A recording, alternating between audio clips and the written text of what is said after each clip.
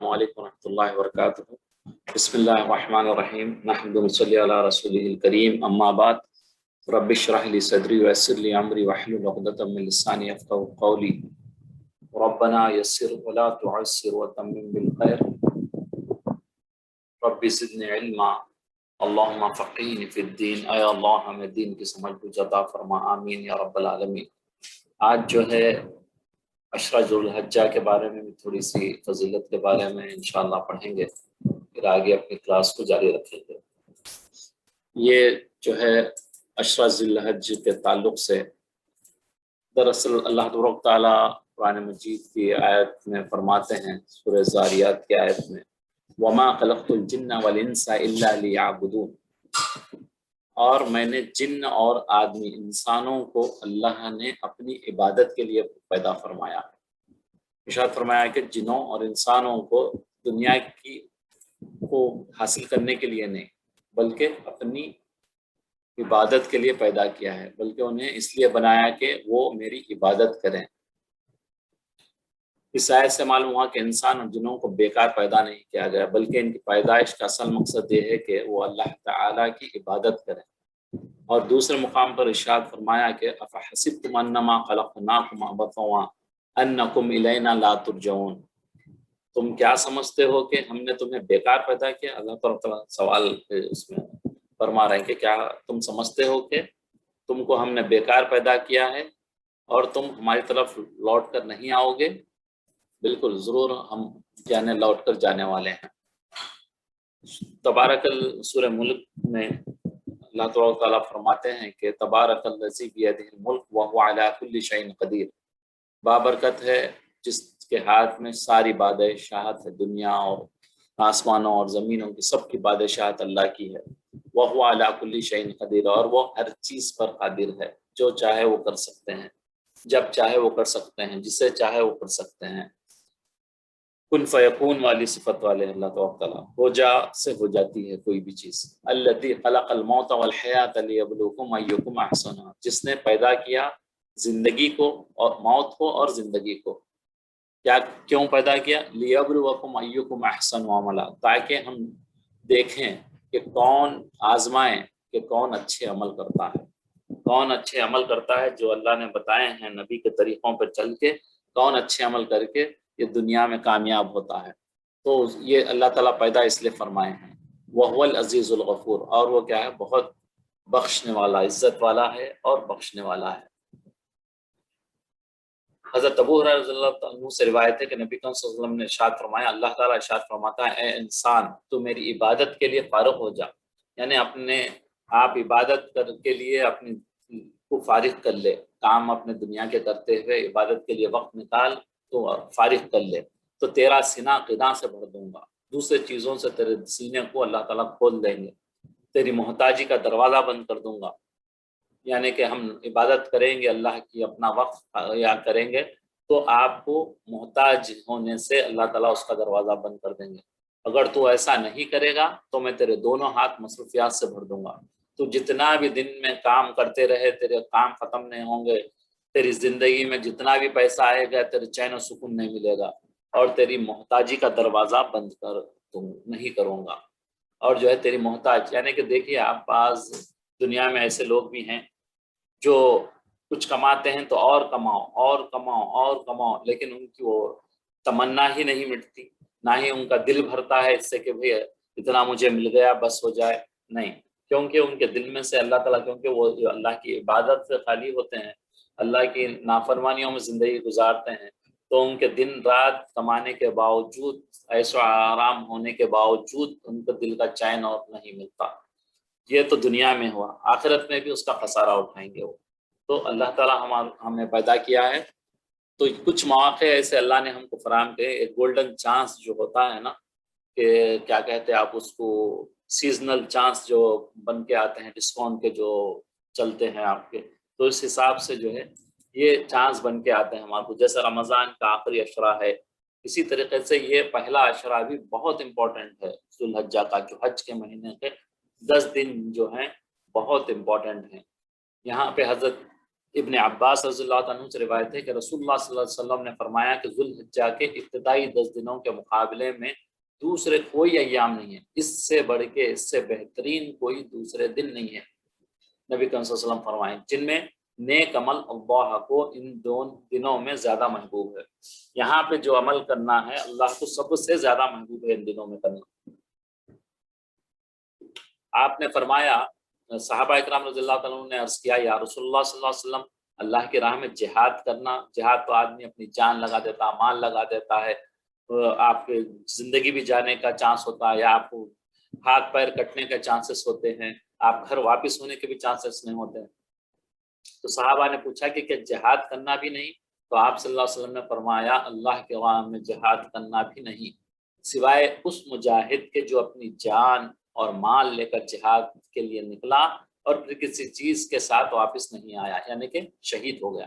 جو شہید ہو گیا اس کا مرتبہ بڑا ہے، لیکن جو جہاد میں جائے، خوب اپنا پیسہ مال جان لے کے جائے، پھر بھی اپنے ہاتھ پیر کٹا لے، اس سے بھی زیادہ بڑا یہ ہے۔ یہ 10 دن کی میں اللہ تعالیٰ کو عبادت اس کی اتنی پسند ہے۔ دوسری حدیث میں حضرت عبداللہ بن عمر رضی اللہ تعالیٰ عنہما بیان کرتے ہیں کہ نبی کریم صلی اللہ علیہ وسلم نے فرمایا، اللہ تعالیٰ کے ہاں ان 10 دنوں سے عظیم کوئی دن نہیں ہے، بڑا دن کوئی نہیں ہے، اور ان 10 ایام میں کیے جانے والے اعمال سے زیادہ کوئی عمل محبوب نہیں ہے۔ دوسری حدیث میں بھی یہی فرما رہے ہیں کہ اس سے بڑھ کے اللہ کو ان دنوں میں جو عمل کیے کریں گے وہ سب سے زیادہ اللہ کو محبوب ہے۔ لہٰذا لا الہ الا اللہ اور سبحان اللہ اور تکبیریں کثرت سے پڑھا کرو۔ یہ تکبیر جو سبحان اللہ والحمدللہ ولا الہ الا اللہ، اللہ اکبر، یہ جو ہے زیادہ ان دنوں میں پڑھا جائے، آخری کے 9 دن 10 دن جو ہے یہ جو ہے۔ اور ایک حدیث میں نبی صلی اللہ علیہ وسلم فرماتے ہیں کہ عید الاضحیٰ کے دن سے پہلے تو 9 روزے کا رکھنا باعث ثواب ہے، 9 دن جو روزہ رہتے، تو اس میں حدیث مبارک میں آتا ہے کہ میں، نبی صلی اللہ علیہ وسلم فرماتے ہیں کہ میں ان میں سے ہر دن کے روزے کو اجر میں 1 سال کے روزے کے برابر قرار دیتا ہوں۔ سبحان اللہ، دیکھیے 9 روزے اگر آپ رہ رہے ہیں تو ہر دن کے روزے کا اجر 1 سال کے روزے رہنے کا، تو کتنا آسان ہے۔ بندہ ان دن کے 9 دن کے روزے رہ گیا تو 9 سال روزے رکھنے کا اجر کے برابر ملے گا۔ تھوڑی اگر سے ہمت کر لیں روزہ رکھنے کی تو، کیونکہ انسان کے بس میں نہیں ہے، انسان کے بس میں نہیں ہے کہ یعنی بھوک پیاس کو برداشت کرے اتنے گھنٹے۔ اگر آپ بغیر روزے کے رہیں تو آپ بے چین ہو جائیں گے، لیکن اللہ کی رحمت ہمارے ساتھ ہوتی ہے۔ جب روزہ بندہ رہتا ہے تو تھوڑی دیر کچھ تکلیف محسوس ہوتی کبھی کبھی، اس کے بعد جو ہے نا آپ کو کیسے وقت گزرتا ہے، کیسے اللہ تعالیٰ کی مدد آتی ہے۔ کتنے لوگوں کو ہم نے دیکھا ہے یہاں پہ جو ہے بیچارے روزہ رہتے ہیں، دھوپ تپتی ہوئی دھوپ میں کام کرتے ہیں، لیکن اللہ تعالیٰ ان کی مدد کرتے ہیں، ورنہ وہ اگر خالی وقت ہو تو بغیر پانی پیے، بغیر کھائے پیے انسان چند گھنٹے نہ گزار سکتا، لیکن 16 گھنٹے 17 گھنٹے کا روزہ، تو یہ کیسے ہوتا ہے؟ تو اس کا مطلب ہے کہ اللہ کی جو ہے مدد شامل حال ہوتی ہے اس میں، تو بندہ جو ہے آسانی سے اپنے روزے کو مکمل کرتا ہے۔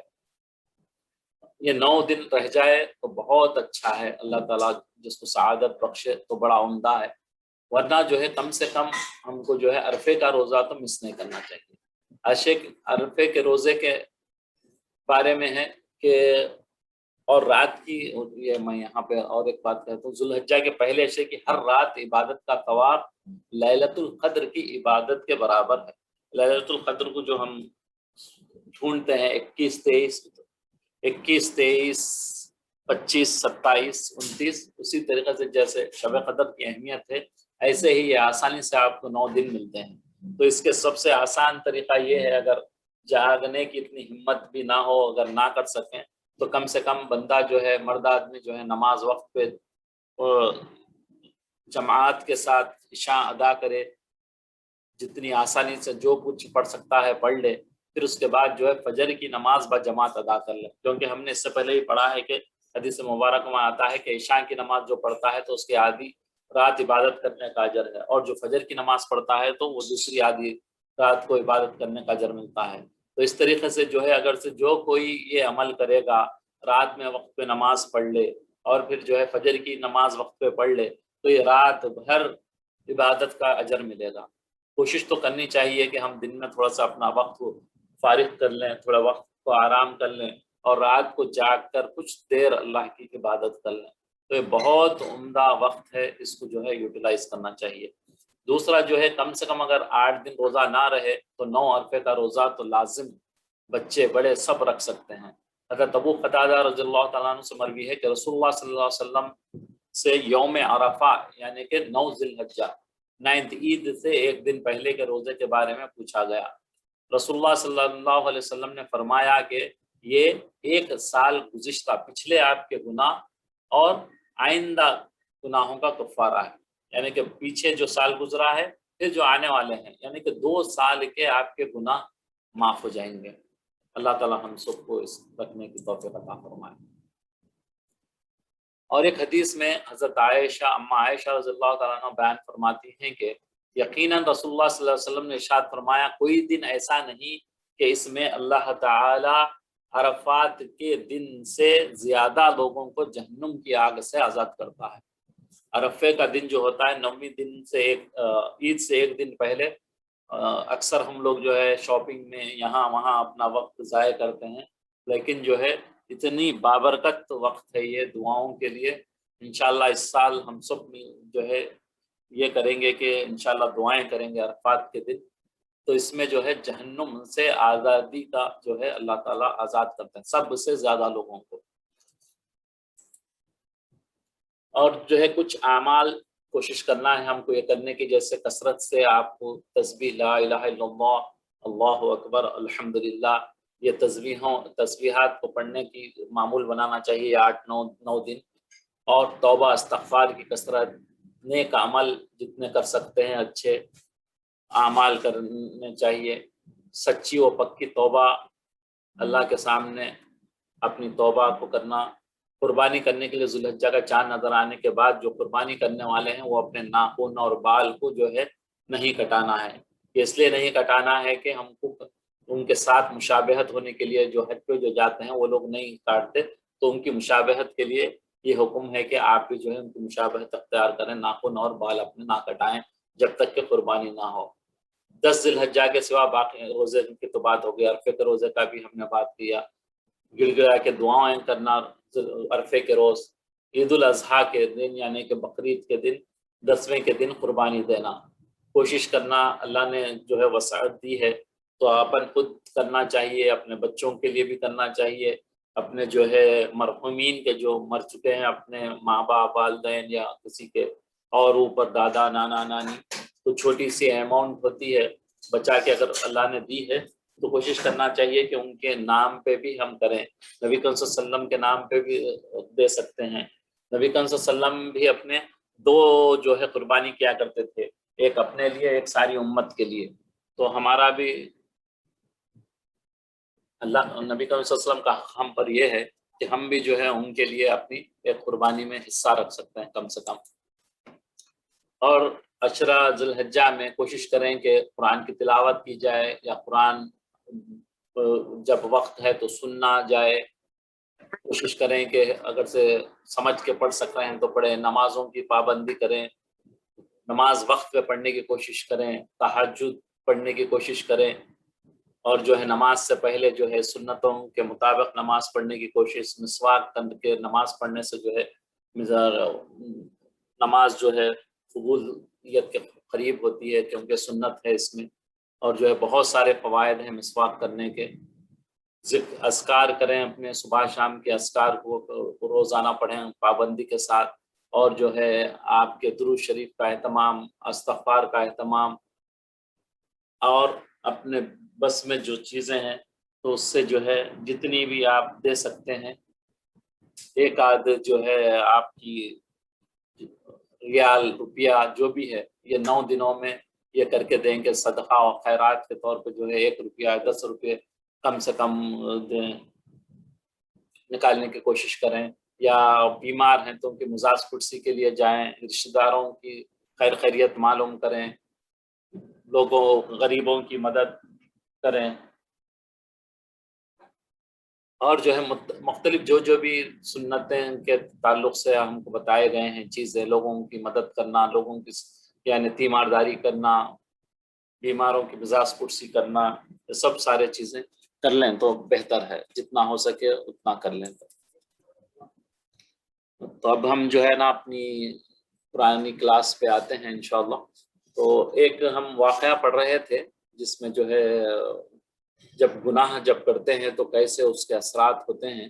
یہاں پہ ایک خواب کا ذکر ہے جس کے بہت بڑے عالم نے اپنا لکھا ہے، بن نوری رحمۃ اللہ علیہ، ایک بہت بڑے عالم گزرے ہیں۔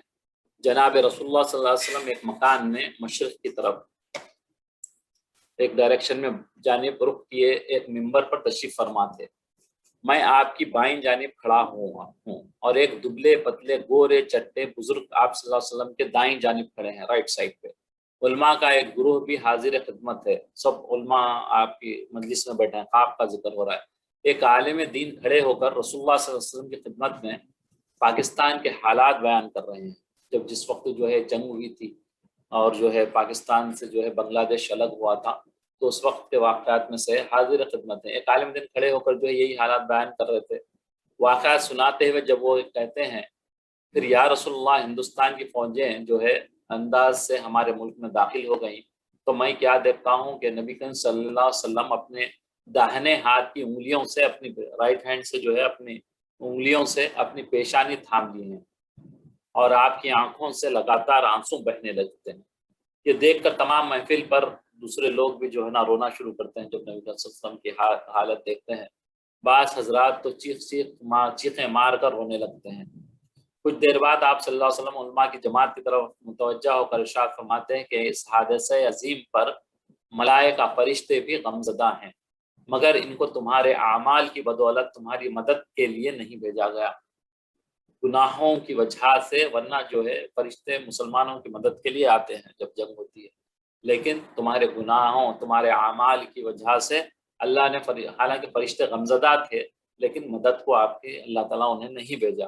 پھر آپ صلی اللہ علیہ وسلم کا چہرہ انور سرخ ہو گیا۔ آپ صلی اللہ علیہ وسلم نے فرماتے ہیں، تمہیں معلوم ہے تمہاری اس ملک میں میری نبوت کا مذاق اڑایا گیا، میرے صحابہ کو گالیاں دی گئی، کیونکہ نبوت کا مذاق جو ہے قادیانی جو ہے بدتمیزی سے مذاق اڑاتے ہیں، قادیانی بہت ہیں وہاں پہ، اور جو ہے صحابہ کو گالیاں دینے والے شیعہ حضرات ہیں، صحابہ کو جیسے وہ گالیاں دیتے ہیں، اور میری سنت کی مذاق اڑایا گیا۔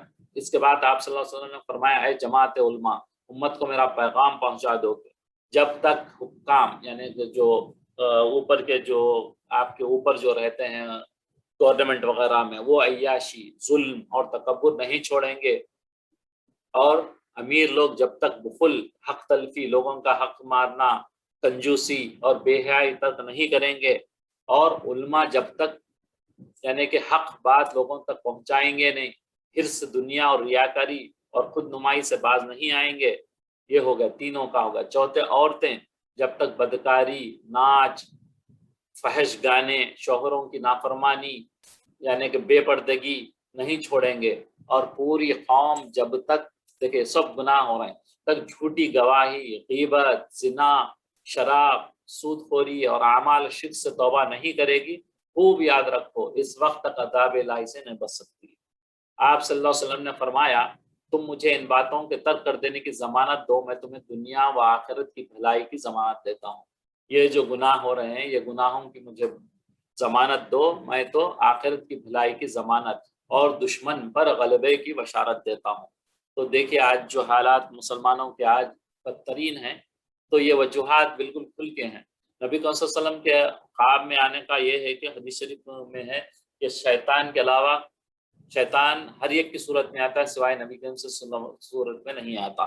جب نبی کریم صلی اللہ علیہ وسلم خواب میں آتے ہیں تو وہ سچا ہوتا ہے، جب خاص طور سے متقین اور علماء کے پاس آتے ہیں تو بالکل 100% جو ہے وہ حق ہوتا ہے۔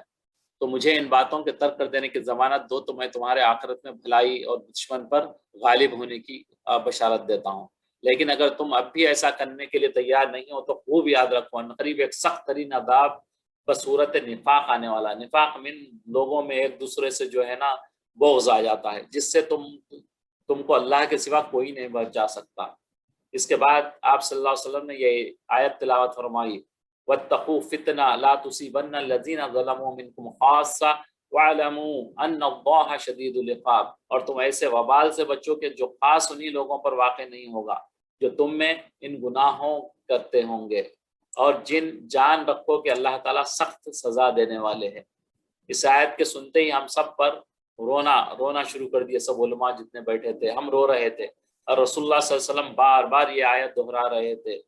کیا آیت دہرا رہے تھے؟ وَتُوبُوا، اور توبہ کرو، اِلَى اللَّهِ، اللہ جمیعا، سب کے سب مل کے، ایھا المؤمنون لعلکم تفلحون، تاکہ تم فلاح پاؤ، اے مسلمانوں تم سے جو ان احکام میں کوتاہی ہو گئی تو کیا کرو، تم سب اللہ کے سامنے توبہ کرو تاکہ فلاح پاؤ، اللہ تعالیٰ تمہیں کامیاب کرے۔ حضرت مولانا بن نوری فرماتے ہیں کہ اس پر مزید تبصرے کی ضرورت نہیں ہے۔ عذاب بصورت نفاق کی تعبیر صوبائی عصبیت، ایک دوسرے کے ریجنل یا پارٹیز میں جو دشمنی ہوتی ہے تو وہ فلانی جماعت کا، میں فلانی جماعت کا، یہ سب نفاق کی علامتیں ہیں۔ تو اللہ تعالیٰ ہم سب کو اس نفاق سے ہم سب کی حفاظت فرمائے۔ یہاں جو ہم نے پچھلی آیت پڑھی تھی اس میں جو ہے عورت کے لیے 8 قسم کے مردوں کا اور 4 دوسری اقسام کا پردہ، یعنی کہ اس سے وہ نہیں کر سکتی، کیا گیا ہے۔ مردوں میں سب سے پہلے شوہر ہے جس سے بیوی کے کسی عضو کا پردہ نہیں ہے، دوسرے اپنے باپ ہیں جس میں دادا، پردادا، نانا، پرنانا سب شامل ہیں، تیسرے سسر ہیں جو سسر ہم کہتے ہیں، اردو میں خسر کہتے ہیں، یعنی شوہر کا باپ، اس میں خسر کے باپ، دادا، نانا سب شامل ہیں، یہ سب پورے محرم ہیں۔ چوتھے اپنے لڑکے جو اپنی اولاد میں ہیں، اس میں پوتے، نواسے شامل ہیں، پوتے بھی ہیں آپ کے، نواسے بھی ہیں۔ 5ویں شوہر کے لڑکے جو کسی دوسری بیوی سے ہوں، یعنی سونتےلے بیٹے، پوتے، اپنے بھائی، اس میں حقیقی بھائی بھی شامل ہیں، اور باپ شریک اور ماں شریک بھائی بھی ہیں۔ باپ شریک، ماں شریک، ماموں، خالہ، چچا، تایا، پھوپھی کے لڑکے جن کو عام عرف میں بھائی کہا جاتا ہے وہ اس میں داخل نہیں ہیں۔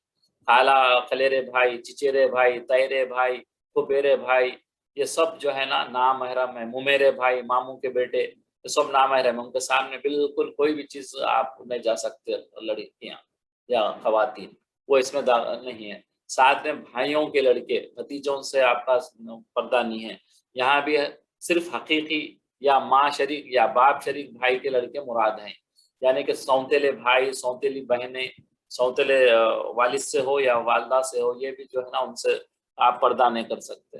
دوسرے ماموں، خالہ، چچا، تایا اور پھوپھی زاد بھائیوں کے لڑکے شامل نہیں ہیں، یہ سب جو ہے نامحرم ہیں۔ تیرے بھائی، ممیرے بھائی، پھپھیرے بھائی۔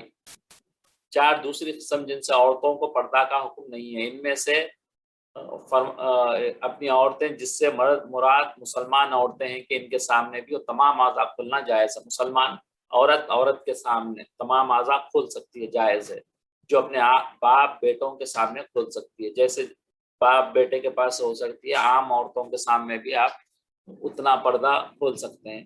اس لیے جو اعضاء ایک عورت اپنے باپ بیٹوں کے سامنے نہیں کھول سکتی، ان کا کھولنا کسی مسلمان عورت کے سامنے بھی جائز نہیں۔ بڑی مجبوری حالت میں ڈاکٹرز وغیرہ سے وہ ہے، لیکن دوسرا کسی کے سامنے بھی آپ جیسے باپ بھائی کے سامنے جتنا اپنا سطر کھولتے ہیں، جیسے چہرہ، ہاتھ، پیر کے پہنچوں تک اور ٹخنوں تک پیر اپنے، ایسے ہی جو ہے دوسری عورت کے سامنے بھی اتنا ہی کھول سکتے ہیں۔ ہاں، علاج وغیرہ کے لیے پھر جو ہے وہ اس میں آپ کو چھوٹ ہے۔ مسلمان عورتوں کی خیر اس سے یہ معلوم ہوا کہ کافر مشرک عورتوں سے بھی پردہ ہے، غیر قوم کی عورت سے بھی پردہ ہے، بلا ضرورت ان کے ساتھ جو ہے کھلنا نہیں ہے، اپنے پردے کو احتیاط کرنا ہے، کوشش کرنا ہے۔ بعض دفعہ مجبوری ہے کہ نہیں کر سکتے آپ، تو وہ علیحدہ بات ہے، ورنہ کوشش تو کرنی چاہیے کہ ہم پردہ ایسے کریں۔ اس زمانے میں عورتوں کا کافر عورتوں سے پردہ تقریباً ناممکن ہے، فرما رہے ہیں یہاں پہ۔ دوسری قسم جن سے عورتوں کو پردہ کا حکم نہیں ہے، وہ وما ملکت ایمانہن، یعنی کہ وہ جو ان عورتوں کے مملوک ہوں، یعنی کہ جو گھر میں کام کاج کرنے والے جو ہوتے ہیں، ان سے بھی جو ہے پردہ نہیں کیا جا سکتا ہے۔ تیسری قسم کی عورتوں کا پردہ حکم نہیں ہے، مراد بدحواس قسم کے لوگ، جن کا ذہنی توازن یعنی پاگل قسم کے جو بعض گھر میں ایسے لوگ ہوتے ہیں تو ان سے بھی آپ بغیر پردے کے رہ سکتے ہیں۔ چوتھی قسم کے الرحمن الرحیم اطلاع دی گئی کہ تو آپ تشریف لائے. وہ عورت کا انتقال ہو گیا، چونکہ رات کا وقت تھا، صحابہ نے یہ سمجھ کر کے آن صلی اللہ علیہ وسلم کو اطلاع کی گئی تو آپ تشریف لائیں گے اور اندھیرے میں آپ کو تکلیف ہوگی. اس میت کو خود ہی نماز پڑھ کر دفن کر دیے. وہ عورت جو ہے مسجد میں کرتی تھی، انتقال ہو گیا رات میں تو اپنے صلی اللہ علیہ وسلم کو تکلیف ہوگی بول کے جو ہے ان کی تدفین کر دی، نماز بھی پڑھ دی صحابہ. اور آپ کو اس وقت اطلاع نہیں کی. جب صبح کو اطلاع ہوئی تو فرمایا کہ جب تم میں سے کسی کا انتقال ہو تو مجھے خبر دیا کرو. میں نے اس عورت کو جنت میں دیکھا ہے، اس لیے کہ وہ مسجد سے کوڑا کباڑ اٹھا دیتی تھی. سبحان اللہ.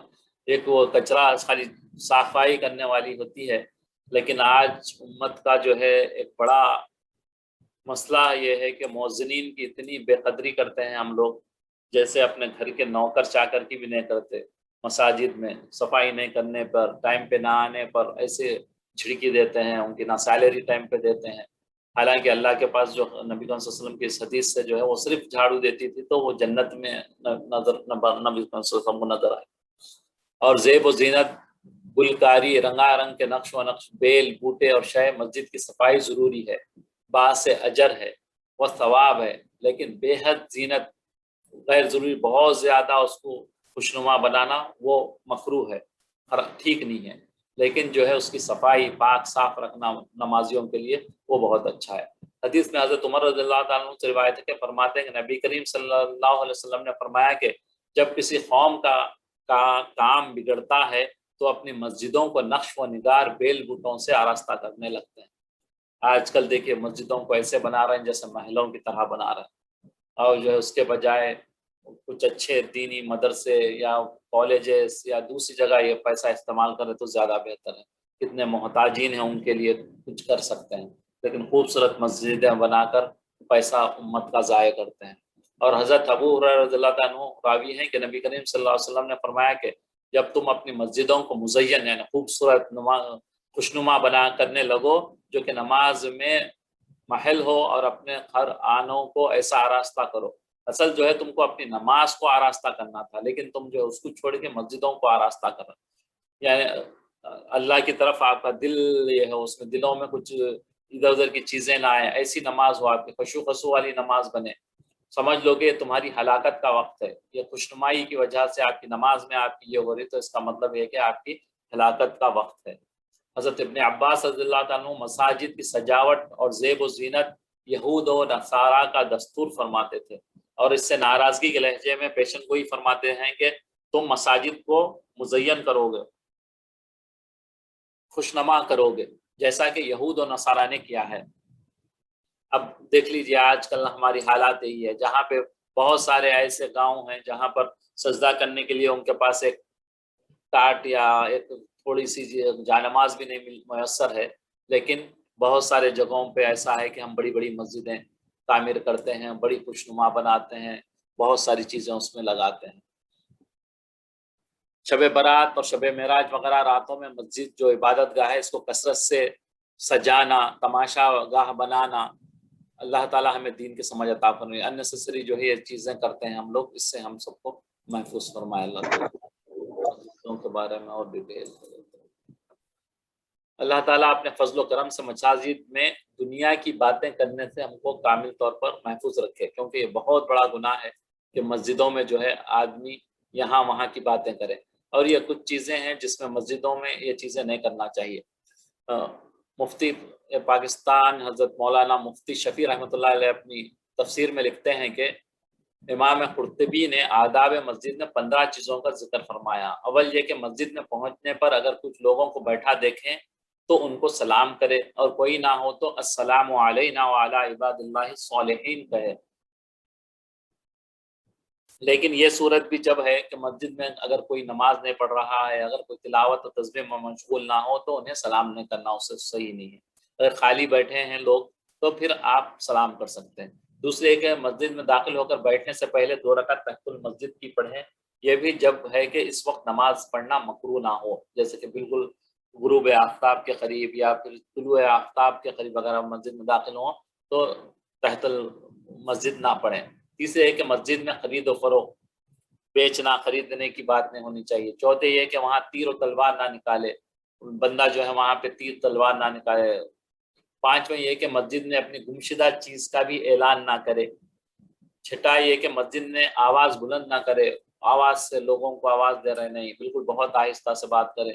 ساتویں یہ کہ وہاں دنیا کی باتیں نہ کرے، دنیا کی باتیں نہ کرے۔ ایک حدیث میں پڑھا ہے کہ جب بندہ دنیا کی باتیں شروع کرتا ہے تو اس وقت ان دو بندوں کے اعمال، جو نیک اعمال جو اللہ کے پاس مقبول ہوئے ہیں، وہ ایسے جلتے ہیں جیسے سوکھے پتے جلتے ہیں۔ کتنی تیزی سے جلتے ہیں سوکھے پتے، ایسے جلتے ہیں۔ اسی لیے جو ہے مسجد میں دنیا کی بات نہیں کرنی چاہیے۔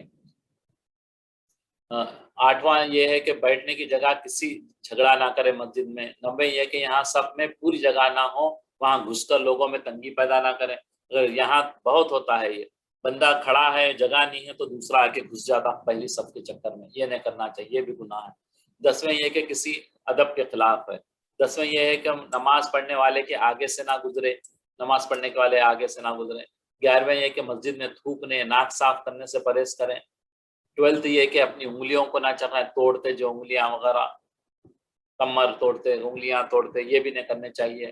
پر 13 یہ کہ اپنے بدن کے کسی حصے سے نہ کھیلے، داڑھی سے یا کوئی اور چیز سے، کپڑوں سے کھیلتے، یہ بھی نہیں کرنا چاہیے۔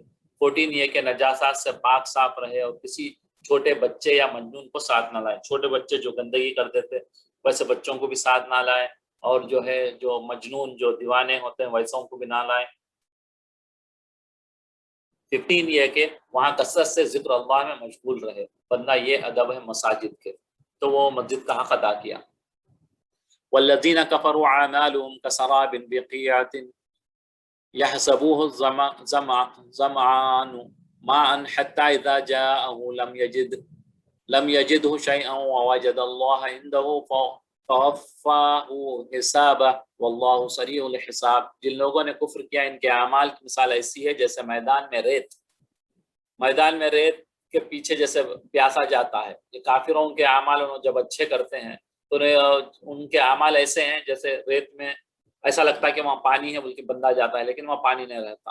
تو وہ مثال اللہ یہاں دے رہے ہیں کہ کافروں کے اچھے اعمال ایسے ہی ہیں، جب اس کے پاس آئے تو اسے کچھ بھی نہ پائے اور خود اللہ ہی کو اپنے پاس دیکھے تو وہ اسے اس کا حساب پورا چکا دے گا، اور اللہ جلد حساب لینے والا۔ وہیں علماء یہاں پڑھا ہے علماء سے کہ کافر کو کیا ہے، جو کوئی اچھا عمل کرتا ہے تو اللہ تبارک تعالیٰ اسے یہیں پہ دے دیتے ہیں۔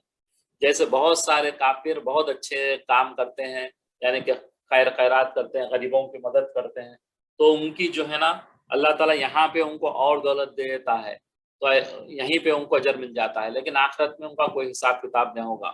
لیکن وہی ایمان والا جب یہ خرچ کرتا ہے تو یہاں بھی اس سے بہتر اچھی چیزیں ملتی ہیں، اور آخرت میں بھی جو ہے اللہ تعالیٰ اس کو اجر دیتے ہیں۔ او ظلمات فی بحر اللجی یغشاہ موج فی فوق موج من فوقہ سحاب ظلمات بعضها فوق بعض اذا اخرج یدہ لم یکد یراہا ومن لم یجعل اللہ له نورا فما له من نور۔ یہ بھی ایک اللہ تبارک تعالیٰ مثال دے رہے ہیں کہ جیسے دریا ہے، دریا میں جو ہے بالکل اندھیرا، بادل کالے چھائے ہوئے ہیں جس پر لہریں چڑی چلتی آتی ہیں۔ جب بادل چھاتے ہیں تو لہریں اٹھتی ہیں بہت تیزی سے، اس کے اوپر لہریں آ رہی ہیں اور اس کے اوپر بادل ہو، گہرے بادل ہو، غرض اندھیرے ہی اندھیرے ہوں، ایک پر ایک چھایا ہوا ہو۔ جب آپ اپنا ہاتھ دیکھیں تو وہ ہاتھ نظر نہ آئے۔ جس کو اللہ روشنی دے تو اس کو کہیں بھی روشنی نہیں مل سکتی۔ جب گمراہی میں لوگ چلے آتے ہیں تو ان کو کچھ نظر نہیں آتا۔ تو یہاں پہ جو ہے نا یہ اس آیت پہ ایک گورا تھا کوئی کنٹری کا، مجھے وہ کنٹری تو یاد نہیں ہے، وہ ایمان لے آیا تھا، صرف یہ اس آیت کو پڑھا تھا۔ اس آیت کو پڑھ کے جو ہے نا کسی سے پوچھا کہ مسلمان، کیونکہ قرآن کی آیت تھی تو اس میں بولا کہ وہ جیسے سمندر کی تہہ میں جب ہوتا تو ہاتھ نظر نہیں آتا، بلکہ آیت میں یہ بول رہے ہیں۔ تو اس نے اتنا اندھیرا کہیں اور نہیں ہوتا کرتے جتنا یہ سمندر کی تہہ میں ایسا اندھیرا ہوتا۔ تو جب اس نے جو ہے یہ قرآن کی آیت پڑھی تو مسلمان سے کسی سے پوچھا کہ یہ جو ہے نا کیا آپ کے پیغمبر جو تھے محمد صلی اللہ علیہ وسلم وہ کیا ڈائیو کرتے تھے پانی میں، وہ تیرتے اچھا تھے کیا؟ تو بولے کہ نہیں ایسا تو نہیں، لیکن یہ پھر یہ آیت ہے اس میں، تو بولے کہ یہ آیت نبی صلی اللہ علیہ وسلم لکھے سو نہیں ہے، یہ اللہ نے بھیجی سو ہے۔ تو بولے کہ اس سے زیادہ اندھیرا کہیں نہیں ہوتا، تو جب یہ لکھنے والا ہے تو صرف اللہ خدا جو بنایا ہے اس نے جب لکھا ہے تو یہی حق اللہ ہے، بلکہ اس نے ایمان لایا تھا اس آیت پہ خالی۔ ألم تر أن الله يسبح له من في السماوات والأرض والطير صافات كل قد علم صلاته وتسبيحه والله عليم بما يفعلون۔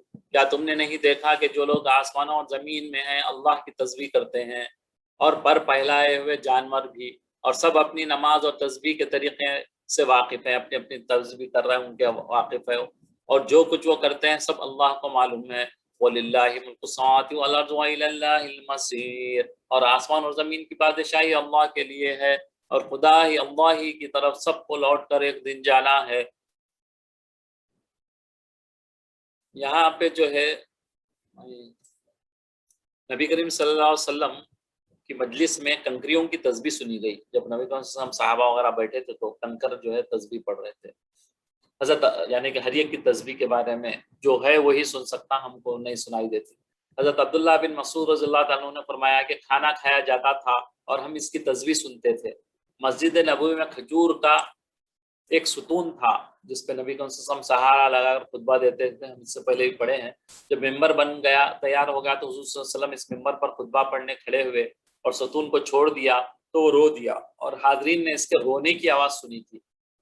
پھر حضور صلی اللہ علیہ وسلم نے اس کو اپنے سینے سے چمٹا لیا تو اس کا رونا بند ہوا۔ ہم جن کو بے جان اور بے حس سمجھتے ہیں ان کو بھی رسول اللہ صلی اللہ علیہ وسلم سے یہ عشق و محبت تھا۔ ایک موقع پر اونٹ کا حضور صلی اللہ علیہ وسلم کی خدمت میں حاضر ہو کر اپنے مالک کی شکایت کرنے کا کام، یہ مالک جو ہے اس سے کام بہت لیتا ہے اور کھانے کو کم دیتا ہے، یہ آ کے اونٹ نے فرمایا تھا نبی صلی اللہ علیہ وسلم کو۔ احادیث میں مشہور ہے کہ بہرحال ہر چیز اپنی زبان میں اللہ کی تسبیح بیان کرتی ہے، مگر اس کو سننے کے لیے دل کے کان ویسے لوگ چاہیے، اور دیکھنے کے لیے عقل کی آنکھ، اور سمجھنے کے لیے بصیرت کی ضرورت ہے۔ ہر شخص کائنات کی بولی سمجھ نہیں سکتا، اسی لیے ایک دوسری جگہ ارشاد فرمایا کہ تم ان کی تسبیح سمجھ نہیں سکتے۔ یہاں آیات میں بالخصوص پرندوں کا ذکر آیا ہے، برڈز وغیرہ کا، فرمایا اس لیے کہ وہ اڑتے ہوئے آسمان اور زمین میں معلق ہوتے ہیں، اور ان کا اس طرح ہوا میں اڑتے رہنا اللہ کی بڑی نشانی ہے۔ کہ کون ان کو پکڑے ہوئے؟ اللہ تبارک و تعالیٰ ہی ہے ان کو پکڑا ہوا جو ہوا میں پکڑے ہوئے ہیں۔ یا ایھا الذین آمنوا ليستأذنكم الذین ملكت أيمانكم والذین لم يبلغوا الحلم منكم 3 مرات من قبل صلاة الفجر وحين تضعون ثيابكم من الظهيرة ومن بعد صلاة العشاء 3 عورات لعلكم ليس عليكم ولا عليهم جناح بعدهن طوافون عليكم بعضكم على بعض كذلك يبين الله لكم الآيات والله عليم حكيم۔ یہ جو ہے نا کچھ آپ کو وہ دیے جا رہے ہیں یہ کہ کون کون سے چیزیں کب کب گھروں میں داخل ہوتے وقت اجازت لینا ہے۔ مومنوں، تمہارے غلام لونڈیاں اور جو بچے تم میں سے نابالغ بلوغ کو نہیں پہنچے، جو چھوٹے بچے ہیں، 3 دفعہ یعنی کہ 3 بار جگہ جو ہے اجازت لے کے اپنے گھر کے بیڈ روم کسی کا ہے تو اس میں جانا ہے، اپنے والدین بھی ہو یا بھائی بہن کا ہو تو بھی یہ ہے۔ ایک تو نماز صبح سے پہلے، اور دوسرے گرمی کی دوپہر میں جب تم جو ہے نا اپنے کپڑے وغیرہ تھوڑے سے یہ کر کے رہتے ہو، اور تیسرے عشاء کی نماز کے بعد۔ یہ 3 وقت جو ہے تمہارے پردے کے ہیں، ان کے آگے پیچھے یعنی دوسرے وقتوں میں نہ تم پر کچھ گناہ ہے اور نہ ان پر، کہ کام کاج کے لیے ایک دوسرے کے پاس آتے جاتے رہیں ایک دوسرے کے کمروں میں، لیکن ان اوقات میں جو ہے احتیاط کرنی چاہیے جب تک نوک کر کے نہ جائیں۔ اس طرح اللہ اپنی آیتیں تم سے کھول کھول کر بیان فرماتا ہے، اور اللہ بڑا علم اور حکمت والا ہے۔ اللہ کی حکمتیں ہیں کہ ہر چیز کو بتا دیتے ہیں، جہاں جہاں نقصان ہو سکتا ہے، جہاں جہاں پریشانی ہو سکتی ہے، وہ سب چیزوں کو اللہ تبارک و تعالیٰ کھول کے قرآن میں بتا دیا ہے۔ وَإِذَا بَلَغَ الْأَطْفَالُ مِنْكُمُ الْحُلُمَ فَلْيَسْتَأْذِنُوا كَمَا اسْتَأْذَنَ الَّذِينَ مِنْ قَبْلِهِمْ كَذَلِكَ يُبَيِّنُ اللَّهُ لَكُمْ آيَاتِهِ وَاللَّهُ عَلِيمٌ حَكِيمٌ۔ جب جو ہے عفت کا ہم نے پڑھا تھا، عائشہ رضی اللہ تعالی عنہا پر جو الزام لگائے تھے منافقین تہمت کا، تو برات کا بیان ہوا تھا۔ پھر اس سلسلے میں منافقین کو وعید اور مومنین کو نصیحت فرمائی گئی کہ پھر اس کے بعد دوسرے کے گھروں میں داخل ہونے سے پہلے اجازت کا حکم، پھر مسلمان مردوں کو غیر محرم عورتوں کو نہ دیکھنے اور اپنی نگاہیں نیچی رکھنے کا حکم فرمایا ہے۔ اسی طرح مسلمان عورتوں کو غیر محرم مردوں کی طرف نہ دیکھنے کا حکم اور اپنی زینت کے حصوں کو غیر محرموں پر ظاہر نہ ہونے دینے کی ہدایت فرمائی ہے۔ پھر بے نکاحوں کو جو حقوق زوجیت ادا کر سکیں۔ ان آیت کے شان نزول کے متعلق مخصوص روایت بھی آتی ہیں۔ ایک واقعہ جس کو حضرت ابن عباس رضی اللہ عنہ نے نقل کیا ہے کہ اس طرح گزرا کہ ایک بار حضور صلی اللہ علیہ وسلم نے کسی انصاری لڑکے کو حضرت عمر رضی اللہ عنہ کے بلانے کے لیے بھیجا۔ دوپہر کا وقت تھا، حضرت عمر رضی اللہ عنہ سو رہے تھے۔ لڑکا گھر میں گھس آیا اور عمر رضی اللہ عنہ کو بیدار کیا۔ حضرت عمر رضی اللہ عنہ کا کپڑا کچھ بدن سے ہٹا ہوا تھا۔ آپ کے دل میں خیال آیا کہ کاش ان کے آنے جانے کی بابت بھی کوئی حکم اللہ کا آ جائے، کوئی قرآن کی آیت آ جائے گی کہ بے جھجک کوئی روموں میں نہ آئے۔ تو آپ کو خیال آیا ایسا عمر رضی اللہ عنہ۔ اس کے بعد رسول اللہ صلی اللہ علیہ وسلم کی خدمت گرامی میں حاضر ہوئے تو آتے ہی حضور صلی اللہ علیہ وسلم نے یہ آیت سنائی۔ کچھ جگہ پر ایسا ہے عمر رضی اللہ تعالیٰ عنہ جو سوچتے تھے کہ یہ چیز حکم آنا چاہیے، یہ ایسا حکم ہونا چاہیے، تو وہ اللہ تعالیٰ نے ویسا حکم اٹھایا۔ سبحان اللہ، عمر رضی اللہ عنہ کی شان بڑی اس میں ہے۔ جیسے جو ہے جب صحابیات وغیرہ پردے کا حکم نہیں آیا تھا، تب بھی جو ہے عمر رضی اللہ عنہ کے دل میں یہ ہوتا تھا کہ پردے کا حکم آ جائے، عورتیں جو ہے بے پردہ نہ پھریں۔ تو اللہ تعالیٰ نے جو ہے جیسے ان کے اس میں آیا تھا تو اللہ تعالیٰ نے نازل فرمایا تھا حکم۔ اسی طرح سے یہاں پہ بھی ہے پردے کا، یہ بھی جو ہے حکم نبی صلی اللہ علیہ وسلم کی جو ہے پاس اللہ نے بھیجا یہ حکم۔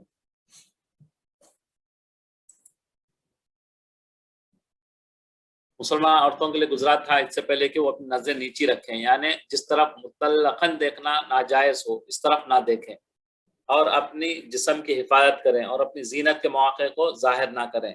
ہم یہ پڑھ چکے ہیں آلریڈی ڈیٹیل، تو میں آگے بڑھ جاتا ہوں ٹائم کا۔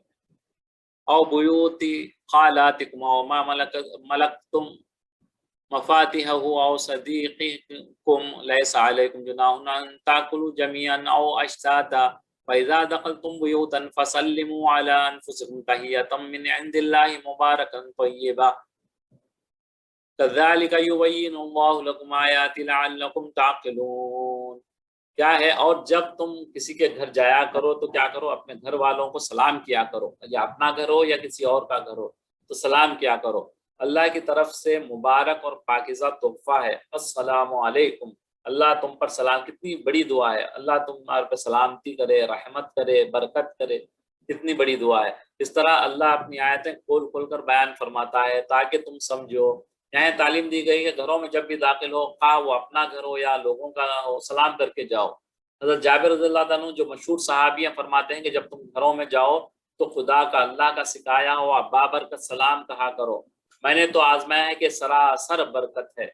حضرت عطا سے پوچھا گیا کہ کیا یہ سلام کرنا واجب ہے؟ فرمایا مجھے تو یاد نہیں کہ اس کے وجوب کا کوئی قائل ہو، لیکن ہاں یہ واجب بلکہ مجھے پتہ نہیں ہے، لیکن ہاں مجھے یہ بہت ہی پسند ہے کہ جب بھی گھر میں جاؤں تو سلام کر کے جاؤں، تو اسے کبھی نہیں چھوڑتا، میں اس کو کبھی نہیں چھوڑتا۔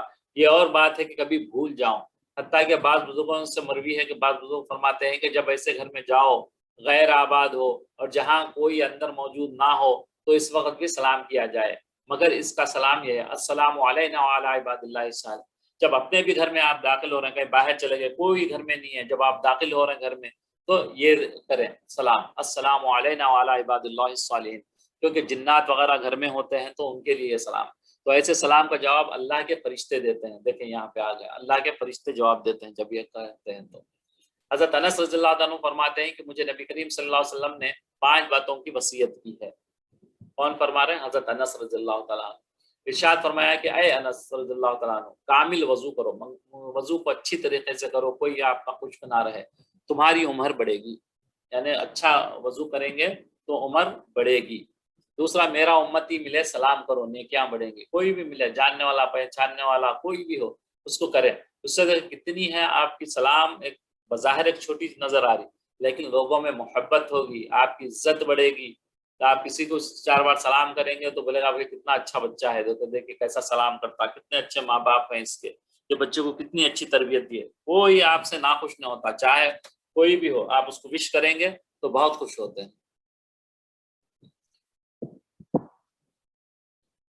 اس سے جو ہے نا کیا ہے آپ کی نیکیاں بڑھیں گی. گھر میں سلام کر کے جایا کرو, گھر کی خیر و برکت بڑھے گی. ضحیٰ کی نماز پڑھتے رہو, تم سے اگلے لوگوں جو اللہ والے بن گئے تھے ان کا یہی طریقہ تھا. صلاۃ الضحیٰ سے مراد اشراق یا چاشت, اشراق کی نماز بھی ہو سکتی, چاشت کی نماز جو 11 بجے کے بعد ہوتی وہ بھی ہو سکتی. اے نس چھوٹوں پر رحم کرو اور بڑوں کی عزت اور توقیر کرو, بڑوں کی عزت کرو تو قیامت کے دن میرا ساتھی ہوگا. دیکھیے کتنے ہیں یہ اعمال کریں گے, چھوٹے چھوٹے اعمال ہیں تو اللہ اس کے ساتھی بنیں گے نبی کریم صلی اللہ علیہ وسلم کے. اب جو ہے سورہ الفرقان کرائٹیرین جو ہے نا یہ سورہ ہے. اب بسم اللہ الرحمن الرحیم, تبارک الذی نزل الفرقان علی عبدہ لیکون للعالمین نذیرا. وہ اللہ بہت ہی بابرکت ہے جس نے اپنے بندے پر قرآن نازل فرمایا تاکہ اہل حال کو ہدایت کرے. یعنی فرقان من حق اور سچ, صحیح اور غلط میں ڈفرینشیٹ کرنے والا, حق اور باطل. قرآن کو بھی فرقان کہتے ہیں. کیا کرتا ہے فرقان؟ دونوں میں ڈفرینشیٹ کرتا, سچ کیا ہے, غلط کیا ہے, صحیح کیا ہے, اس کو دونوں کو بتا دیتا ہے. الذی لہ ملک السماوات والارض ولم یتخذ ولدا ولم یکن لہ شریک فی الملک وخلق کل شیء فقدرہ تقدیرا. وہی ہے کہ آسمان و زمین کی بادشاہی اس کی ہے اور جس نے کسی کو بیٹا نہیں بنایا اور جس نے بادشاہی میں کوئی شریک نہیں اور جس نے ہر چیز کو پیدا کیا اور پھر اس کا ایک اندازہ ٹھہرایا. فرقان کے معنی حق اور باطل, صحیح اور غلط کے درمیان فرق کرنے والا ہے. اس صورت قرآن میں فرقان فرمایا گیا ہے, اسی وجہ سے اس سورہ کا نام بھی فرقان رکھا گیا ہے. اس صورت میں بنیادی عقائد کے علاوہ مشرکین کے اعتراضات جواب دیے گئے ہیں, مومنین کے لیے انعامات کا ذکر ہے, عباد الرحمن کے اوصاف بیان کیے گئے ہیں اس صورت میں. واتخذوا من دونه آلهة لا يخلقون شيئا وهم يخلقون ولا يملكون لأنفسهم ضرا ولا نفعا ولا يملكون موتا ولا حیاتا ولا نشورا.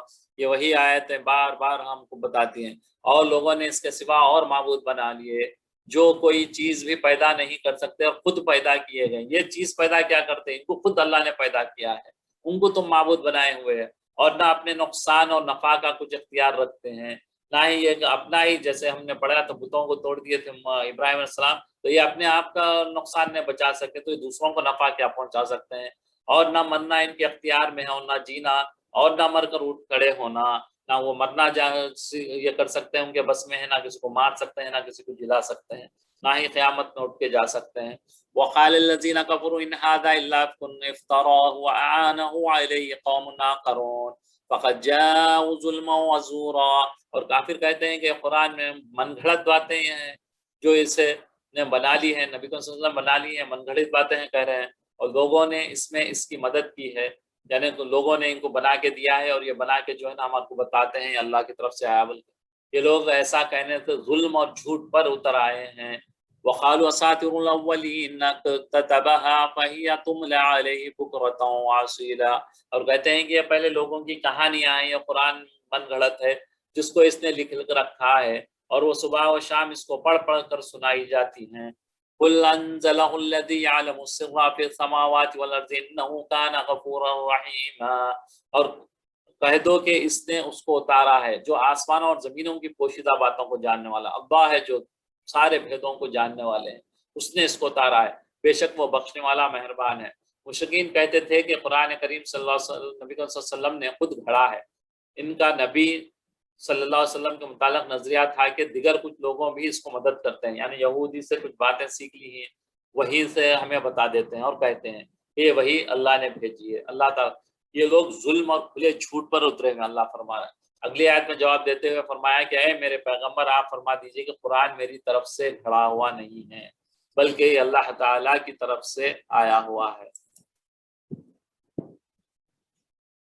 وقالوا ما لهذا الرسول يأكل الطعام ويمشي في الأسواق لولا أنزل إليك ملك فيكون معه نذيرا. یہ وہی بات ہے, ہر ہمیشہ یہی کہتے ہیں کہ بازاروں میں چلتے پھرتے ہیں یہ تو نبی کیوں جو ہے فرشتے کو نازل نہیں کرے ہماری ہدایت کے لیے. او يلقى إليه كنز أو تكون له جنة يأكل منها وقال الظالمون إن تتبعون إلا رجلا مسحورا.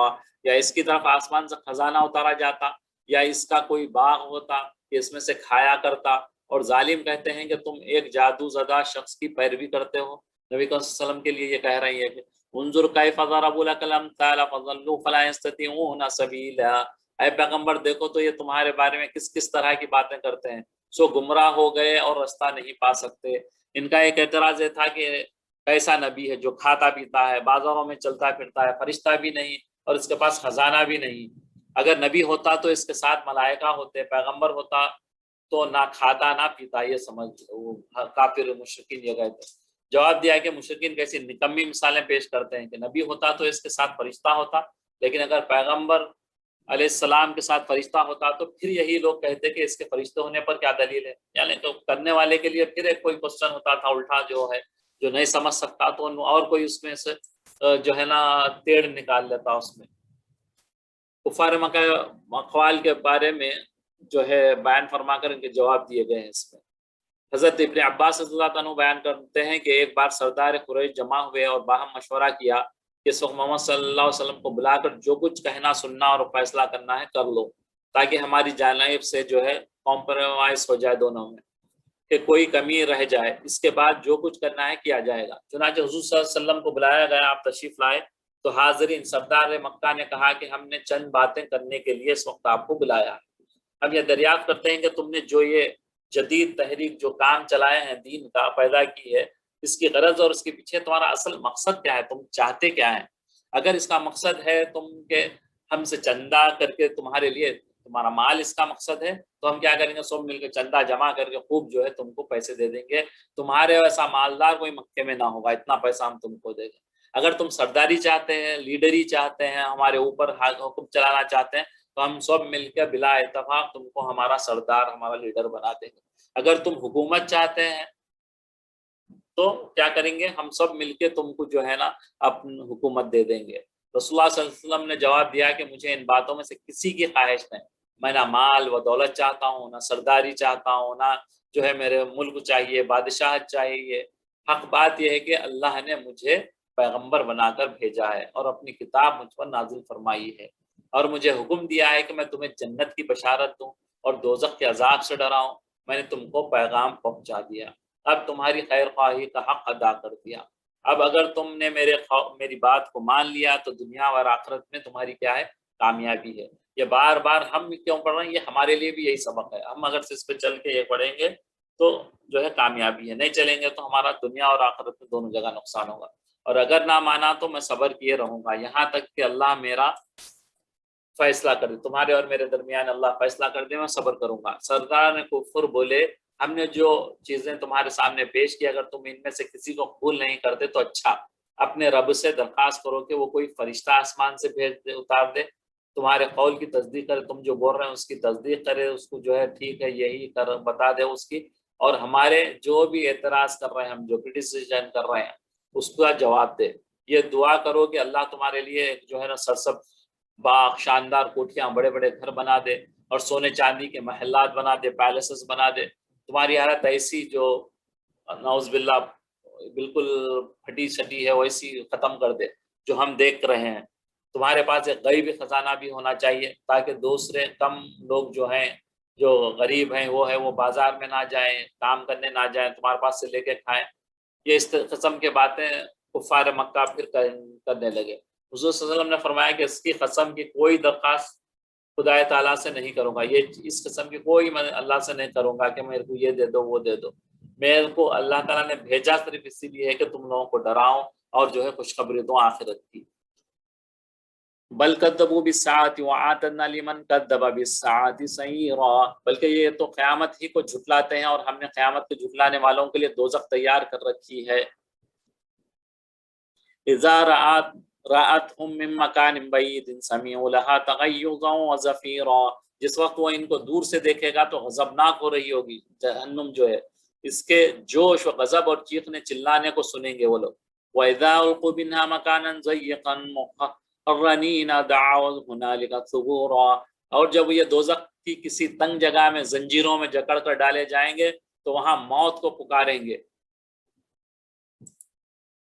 لا تدعوا اليوم ثبورا واحدا وادعوا ثبورا كثيرا، آج ایک ہی موت کو نہ پکارو، بہت سی موتوں کو پکارو لیکن کوئی فائدہ ہونے والا نہیں ہے، موت پھر دوبارہ آنے والی ہی نہیں ہے۔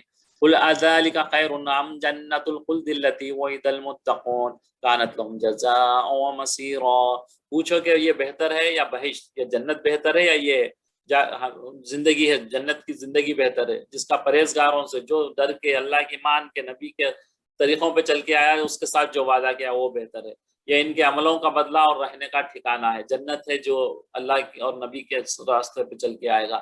لهم فيها ما يشاءون خالدین کان علی ربک وعدا مسئولا، وہاں جو چاہیں گے ان کے لیے یہ ملے گا، جو چاہیں گے ملے گا، ہمیشہ اس میں رہیں گے، یہ وعدہ اللہ کو پورا کرنا لازم ہے اور اس لائق ہے کہ مان لیا جائے۔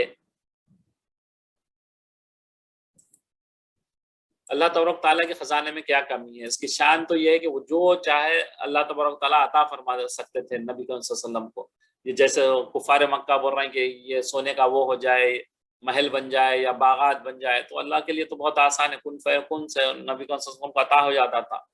جیسے جو حضرت داؤد السلام کو ایسی دولت اور بے مثال حکومت عطا فرمائی تھی، اپنی اس قدرت کاملہ کا اظہار بھی کیا جا چکا ہے، دیا تھا اللہ تعالیٰ نے، جو ہے انہوں ہوا میں چڑھتے تھے، جن ان کے تابع تھے، وہ سب اللہ تعالیٰ نے دی تھی، وہی اللہ تھے، نبی صلی اللہ علیہ وسلم کو بھی عطا فرما سکتے تھے، مگر نبی صلی اللہ علیہ وسلم نے خود اپنے لیے فقیری کو امیری پر ترجیح دی اور انہوں نے لیے مسکینی ہی کی حالت کو پسند فرمایا ہے نبی صلی اللہ علیہ وسلم۔